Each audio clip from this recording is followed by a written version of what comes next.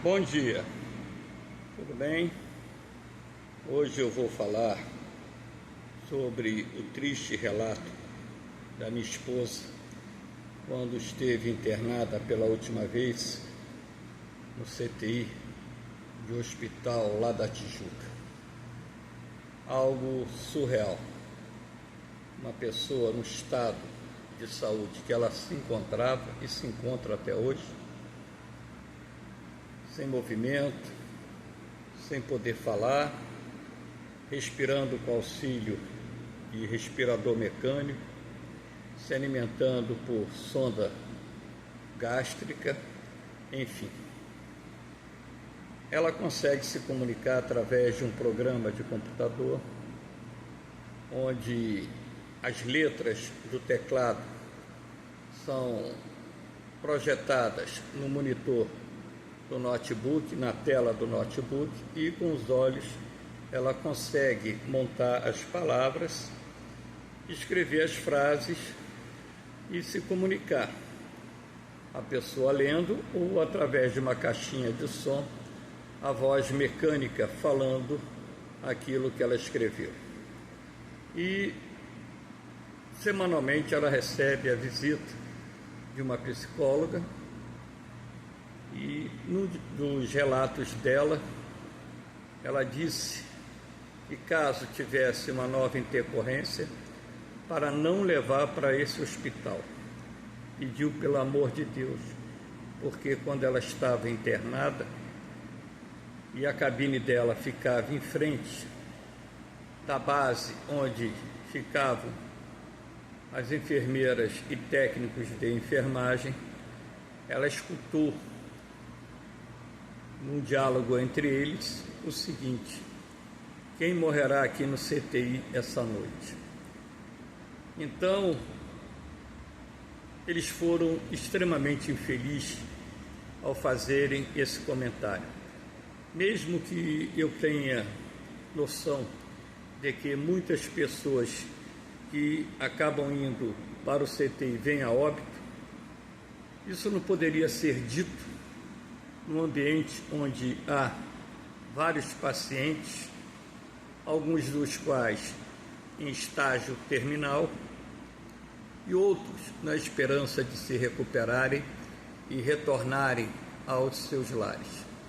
Fora o desleixo, porque toda vez que eu chegava para visitá-la, eu percebia o desespero dela.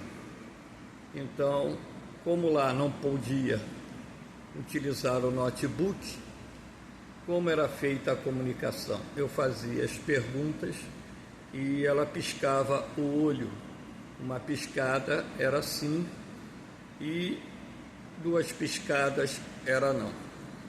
E o desespero dela para que pudesse mexê-la, mexer no braço, mexer na perna, levantar, abaixar a cabeceira, levantar e abaixar na cama, o posicionamento das pernas, enfim, mexer na cabeça, mexer no travesseiro.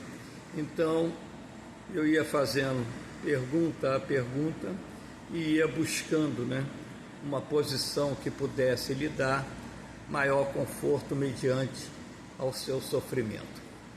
Então, esse relato para mostrar a vocês a minha indignação com a falta de empatia e respeito com a vida de qualquer pessoa. Não é o fato de ser minha mulher, é a vida de qualquer pessoa. Porque nós, seres humanos, estamos aqui na Terra de passagem e temos uma missão. E dentro do Espiritismo, eu estudo a doutrina kardecista, sou cristão, católico, é a minha religião é católica. A doutrina kardecista apenas, ela tem por objetivo me transformar numa pessoa mais humanizada, melhor em todos os aspectos. E eu aprendi que certas profissões são profissões de resgate. A minha profissão, professor, é profissão de resgate, bombeiro, médicos, enfermeiros, entre outras.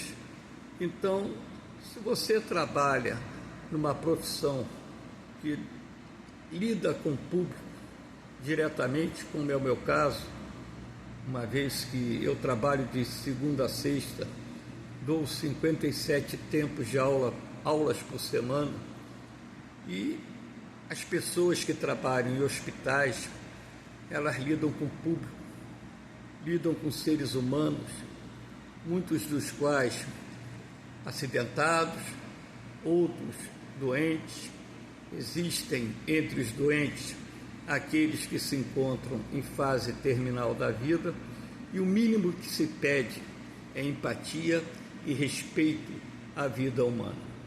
Então, o relato da minha esposa para a psicóloga foi algo assim que me impactou muito. Eu estava pensando há vários dias, se deveria ou não gravar um vídeo de repulsa a esses péssimos profissionais da área de saúde que trabalham nesse hospital. Não vou dizer todos, mas aqueles que deixaram minha esposa numa situação de grande sofrimento, até mesmo porque em determinados dias que eu ia no hospital, eu fui todos os dias visitar minha mulher. Aliás, não fui um só, porque só podiam ir 4 visitas, e certo dia 2 irmãs com outros parentes foram lá e não daria para eu ver minha mulher. Então, foi o único dia que eu não fui, mas fiz uma chamada de vídeo com a minha cunhada e falei com a minha mulher através de chamada de vídeo. Então, todo dia que eu chegava lá, via o ar de desespero da minha mulher.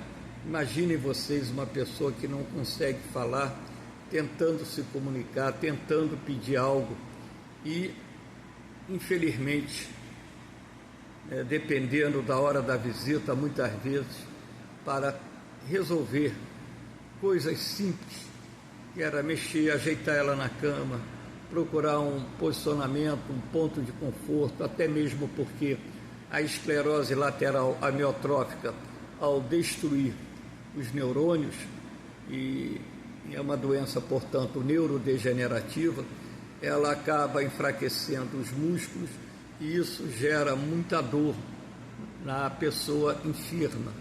E a dor é um dos pontos de sofrimento que a pessoa acaba ficando muito debilitada. Em razão disso, quem já sentiu dor sabe do que eu estou falando. Então, depois, indo lá diariamente, eu percebi a má vontade, não de todos, mas da maioria do pessoal que trabalha diretamente com os pacientes, os técnicos de enfermagem, enfermeiros. Quando você fazia uma solicitação, às vezes fazia cara feia, às vezes, já mexi, já virei ela, acabei de virar ela agora, e eu explicava, com o maior carinho, com a maior atenção, com o maior respeito, que a doença da minha esposa faz com que ela sentia muita dor. Quantas vezes eu perguntava a ela: filha, você quer um remédio para dor? E ela piscava o olho. Você tomou remédio para dor? Que hora? 8 horas da manhã. Ela piscava o olho, e eram 4 horas da tarde, e o remédio para a dor ainda não tinha sido dado. Então,